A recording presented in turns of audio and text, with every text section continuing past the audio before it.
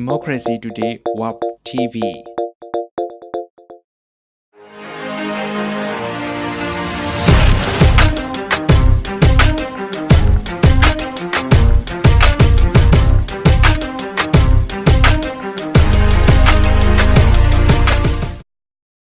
ီနေ့မိတ်ဆက်တင်ပြမယ်ဇာတ်လမ်းကတော့ KBS2 ရုပ်သံလိုင်းကနေထုတ်လွှင့်ပြသနေတဲ့ဒါရိုက်တာပတ်ရောင်းစော့ရိုက်ကူးတဲ့ Uncontrollably Fond ရုပ်သံဇာတ်လမ်းတွဲဖြစ်ပါတယ်။ဒီဇာတ်လမ်းတွဲကိုဇူလိုင်6ရက်ကနေစက်တင်ဘာ8ရက်အထိအပတ်စဉ်ဗုဒ္ဓဟူးနေ့နဲ့ကြာသပတေးနေ့ည10:00နာရီအချိန်မှာထုတ်လွှင့်ပြသသွားမှာဖြစ်ပါတယ်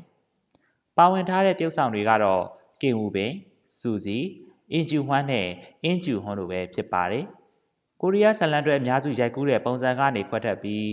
ဇာတ်လမ်းတွဲအပိုင်းအားလုံးကိုကြိုတင်ရိုက်ကူးပြီးမှထုတ်လွှင့်ပြသတဲ့ဇာတ်လမ်းတွဲဖြစ်ပါတယ်။ကံကြမ္မာဆိုးကြောင့်ငယ်စဉ်ကလေးဘဝကလေးကကွဲကွာခဲ့ကြတဲ့လူငယ်2ဦးဟာနာမည်ကျော်တရုပ်ဆောင်2ဦးနဲ့မှတ်တမ်းရုပ်ရှင်ရိုက်ကူးတဲ့အစီအစဉ်ထုတ်လွှင့်ရေးမှုအဖြစ်ပြန်လည်ဆုံတွေ့ခဲ့ကြပါတယ်။သူတို့2ဦးကြားကလွမ်းမောတမ်းတပွဲအချစ်ဇာတ်လမ်းကိုအနုပညာရတမြောက်စွာပုံဖော်ရိုက်ကူးထားပါတယ်။ 뽀뽀하자 그럼 때릴 거지. 죽일 거야. ရှင်ကျွန်းရောင်းနဲ့နိုဦးတို့ဟာငယ်စဉ်ကလေးဘဝကလေးကကွဲကွာခဲ့ကြပြီးတန်ရောစဉ်အမြင့်တမ်းများခိတ္တပြတ်တောက်ခဲ့ရသူလူငယ်ကြီးဖြစ်ပါတယ်။